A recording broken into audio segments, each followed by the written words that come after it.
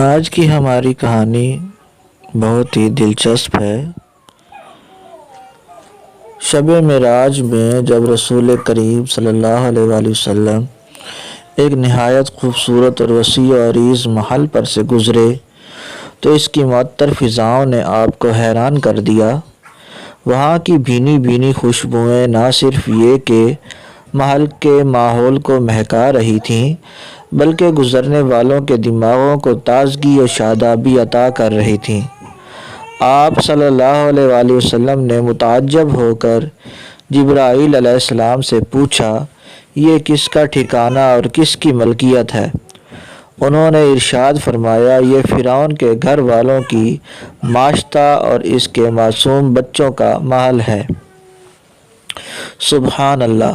مومنہ خاتون یہ محل جس میں اس کی اور اس کے معصوم پھولوں کی روحیں ہنسی خوشی سے برزخی زندگی بسر کر رہی ہیں، دراصل یہ اس قربانی کا بدل اور صلہ ہے جو اس نے ایمان قبول کرنے کی خاطر دی۔ دولت دنیا سے محروم اور دولت ایمان سے مالا مال یہ خاتون اپنے پھولوں جیسے خوبصورت اور کبوتروں کی طرح بھولے بھالے معصوم بچوں کا پیٹ پالنے کے لیے اس دور کے مغرور اور سرکش بادشاہ کے محل میں مزدوری کرنے جاتی اور دن بھر کام کر کے شام کو واپس لوٹتی، معصوم بچوں کو کھانا کھلاتی اور اللہ کا شکر ادا کر کے سو جاتی، صبح سویرے بچوں کو ناشتہ تیار کر کے کھلا دیتی اور محل میں جا کر اپنے ذمہ لگائے گئے کام سر انجام دیتی۔ چونکہ یہ خاتون نہایت پاک باز اور دانش مند تھی، اس لیے عرصہ دراز سے شاہی محل میں تعینات رہی اور اپنے امور خوش اسلوبی سے سر انجام دیتی رہی۔ ان دنوں سیدنا موسیٰ کلیم اللہ علیہ السلام اور فرعون مصر کے درمیان مقابلہ زوروں پر تھا۔ حضرت موسیٰ اور ہارون علیہ السلام کی حیرت انگیز کامیابیوں نے اور اس کے حواریوں کی نیندیں حرام کر رکھی تھیں۔ چونکہ اس متکبر ظالم کے پاس اقتدار تھا فرعون مصر، اس لیے وہ جب کبھی سنتا کہ اس کی قوم کے کسی باشندے نے ایمان قبول کر لیا ہے تو اسے خوفناک سزائیں دیتا، کسی کے ہاتھ پاؤں کٹوا دیتا اور کسی کو لکڑی کے تختے پر لٹکا کر اس کے ہاتھوں اور پاؤں پر میخیں ٹھونک کر سر عام لٹکا دیتا۔ اس کے اسی طرح کے مظالم کے دورانیے میں حضرت موسیٰ علیہ السلام کی دعوت فرعون کے محل میں بھی پہنچ گئی تھی۔ اس کا خازن ایک خادمہ اور بیوی آسیہ بھی ایمان قبول کر چکی تھیں۔ وہ جب کبھی سنتی کہ سیدنا موسیٰ غالب رہے ہیں اور فرعون زچ ہو گیا ہے تو وہ دل ہی دل میں خوش ہوتیں اور اپنے ایمان کا اظہار نہ کرتیں، مبادا کہ فرعون کو بھنک پڑ جائے اور وہ انہیں عذاب کی چکی میں پیس ڈالے۔ فرعون کی قوم میں سے ایمان قبول کرنے والی مومنہ خاتون شاہی محل کی خواتین کو کنگھی کیا کرتی تھیں۔ ایک روز وہ فرعون کی نوجوان اور نازک مزاج بیٹی کو کنگھی کر رہی تھی کہ اچانک اس کے ہاتھ سے کنگھی گر گئی۔ اسے اٹھاتے وقت بے ساختہ اس کی زبان سے بسم اللہ نکل گیا۔ جب فرعون کی نازک مزاج اور شوخ و ترار بیٹی نے یہ کلمہ سنا تو چونک پڑی اور پوچھا، یہ اللہ کون ہے جو میرا، تیرا اور تیرے باپ کا رب ہے؟ مومنہ نے جواب دیا، وہ کہنے لگی، کیا میرا باپ سارے لوگوں کا رب نہیں ہے؟ جی نہیں، بلکہ لوگوں کا رب تو وہ ہے جو مجھے، تجھے اور تیرے باپ کو روزی دیتا ہے۔ اچھا، اس کا مطلب یہ ہے کہ تو میرے باپ کے علاوہ کسی اور کو رب سمجھتی ہے؟ جی ہاں، میرا، تیرا اور تیرے باپ کا رب اللہ ہی ہے۔ یہ سن کر فرعون کی لڑکی سیخ پا ہو گئی اور اس نے اپنے باپ کو اطلاع کر دی۔ فرعون جو کہ اس ایمان کا مقابلہ محل سے باہر کر رہا تھا، جب اسے اطلاع ملی کہ موسیٰ کی دعوت تو میرے محل میں داخل ہونے لگی ہے اور میرا کھانے والے بھی اس کی دعوت پر ایمان قبول کر رہے ہیں، تو وہ آگ بگولا ہو گیا۔ اس نے اس بات کا سخت نوٹس لیا اور اپنی خادمہ کو برسر دربار بلا کر جواب طلبی کی۔ مجھے اطلاع ملی ہے کہ تو میرے سوا بھی کسی کو رب مانتی ہے، کیا یہ بات درست ہے؟ جی ہاں، یہ بات درست ہے کہ میرا اور تیرا رب اللہ تعالیٰ ہی ہے جو بلند اور بزرگ و برتر ہے۔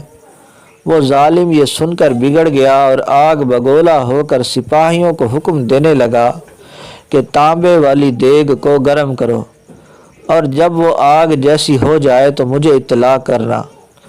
اس کے بعد فرعون نے اس بی بی کو بلایا اور دھمکی دی کہ اگر تو نے میری خدائی تسلیم نہ کی اور اس بات پر قائم رہی جو موسیٰ کہتا ہے تو میں تیرے سامنے تیرے بچوں کو اس دیگ میں پھینکوا دوں گا اور آخر میں تجھے بھی نظر آتش کر دوں گا۔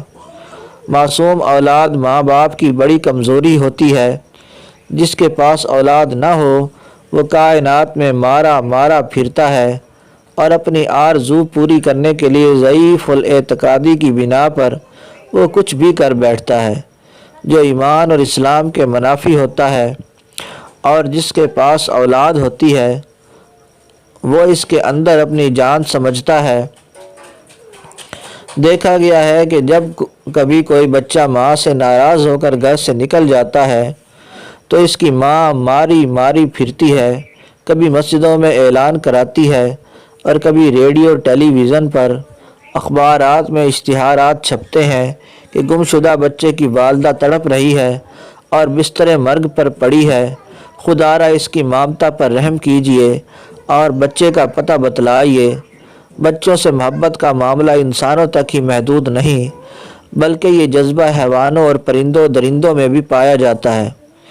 ایک مرتبہ اخبارات میں آیا کہ کسی ملک کے چڑیا گھر والوں نے جنگل سے چیتے کا بچہ حاصل کرنے کے لیے بذریعہ طیارہ جنگل میں پہنچ گئے۔ وہاں چیتے کے بچے کو اکیلا پا کر فوراً طیارے میں لے آئے اور اس کا منی گیٹ بند کر کے طیارے سٹارٹ کرنے لگے۔ اس عرصے میں بچے کی ماں آ کر طیارے سے چمٹ گئی۔ جو ہی طیارہ اڑا وہ بھی اس کے ساتھ فضا میں لہرانے لگی۔ پائلٹ نے یہ صورتحال دیکھ کر ترس کھایا اور طیارہ اتار کر بچہ رہا کر دیا۔ وہ دونوں ماں بیٹا ہنسی خوشی اچھلتے کودتے جنگل میں داخل ہو گئے۔ غرض یہ کہ بچے ماں باپ کی بڑی کمزوری ہوتے ہیں۔ جب وہ بیمار ہو جائیں تو ماں باپ کے لیے دنیا اندھیر ہو جاتی ہے، اور جب وہ مسکرا دیں تو والدین کے لیے کائنات روشن ہو جاتی ہے۔ فرعون لعین نے جب اس مومنہ خاتون کو بچوں کے جلا ڈالنے کی دھمکی دی، اس نے کمال استقامت کا مظاہرہ کیا، نہایت اطمینان و سکون سے جواب دیا اور کہا کہ میں تو اس حقیقت پر ایمان رکھتی ہوں کہ میرا اور تیرا رب اللہ ہی ہے۔ اگر تو اس کی پاداش میں مجھے اور میرے بچوں کو مار ڈالے گا تو میں صبر کروں گی۔ چنانچہ اس ظالم نے جب دیکھا کہ دیگ گرم ہو کر آگ کی طرح دہکنے لگی ہے تو اس نے اس کے بچوں کو پکڑوا کر اس کے سامنے کھڑا کر دیا اور کہا کہ اب بھی وقت ہے، موسیٰ کے دین سے پھر جا اور بچوں کے ساتھ زندگی گزار۔ لیکن یہ خاتون نہ تو بچوں کے بغیر رہ سکتی تھی اور نہ ایمان کے بغیر، چنانچہ اس نے ایمان کی خاطر اپنے اور اپنے بچوں کی جان کی قربانی دینے کا عزم مصمم کر لیا اور کہا کوئی بات نہیں، تو جلانا چاہتا ہے تو جلا دے، اس ذات پاک پر تو ہماری جان بھی قربان ہے۔ البتہ اس نے اتنی درخواست کی کہ میری اور میرے بچوں کی ہڈیوں کو ایک ہی جگہ دفنایا جائے۔ فرعون نے کہا ٹھیک ہے، تو نے عرصہ دراز تک ہماری خدمت کی ہے، اس کے صلے میں ہم تیری یہ درخواست منظور کرتے ہیں۔ اس کے بعد لعین نے اس کے ایک معصوم بچے کو دہکتی ہوئی دیگ میں پھینکوا دیا۔ آن کی آن میں اس کے معصوم کی ہڈیاں نظر آنے لگیں۔ فرعون انتظار کرنے لگا کہ اب یہ خاتون میرے پاؤں پکڑ کر منت سماجت کرے گی، لیکن اس اللہ کی بندی نے اس جاں کا صدمے کو نہایت استقلال سے برداشت کیا اور صبر و شکیب کا مجسمہ بنی رہی۔ پھر اس نے دوسرا بچہ بھی پھینکوا دیا، لیکن یہ حرف اف تک زبان پر نہ لائی اور ایمان پر قائم رہی۔ اس کے بعد فرعون نے تیسرا بچہ پھینکوا دیا، وہ بھی آن کی آن میں جل گیا اور اس کی ہڈیاں صاف نظر آنے لگیں۔ جب اس نے دیکھا کہ یہ تو ٹس سے مس نہیں ہوتی تو اس کی آتش غضب بھڑکی اور چوتھا بچہ بھی دیگ میں پھینکوا دیا۔ سب سے آخر میں چھوٹے بچے کی باری آئی اور وہ اس وقت اپنی ماں کی چھاتی سے دودھ پی رہا تھا۔ فرعون کے سپاہیوں نے جب اسے ماں کی گود سے چھینا اور اسے گھسیٹتے ہوئے دیگ کی طرف لے جانے لگے تو ماں کے صبر کا پیمانہ لبریز ہو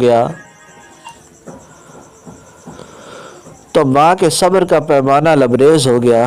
اس کے سامنے دنیا اندھیر ہو گئی اور قریب تھا کہ وہ دیوانی ہو جاتی، لیکن بچے کو اللہ نے قوت گویائی عطا فرمائی اور وہ بولا، امی جان صبر کرو، حق تعالی شانہ کی راہ میں قربانی دینا افضل نیکی ہے۔ اسے صبر آ گیا۔ آخر میں اسے بلا کر کہا گیا، اب تو تیری عقل ٹھکانے آ گئی ہوگی۔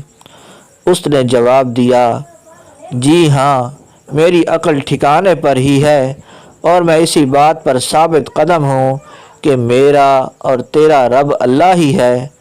فرعون یہ جواب سن کر مزید بگڑ گیا اور اسے بھی بچوں کے ساتھ پھینکنے کا حکم دے دیا۔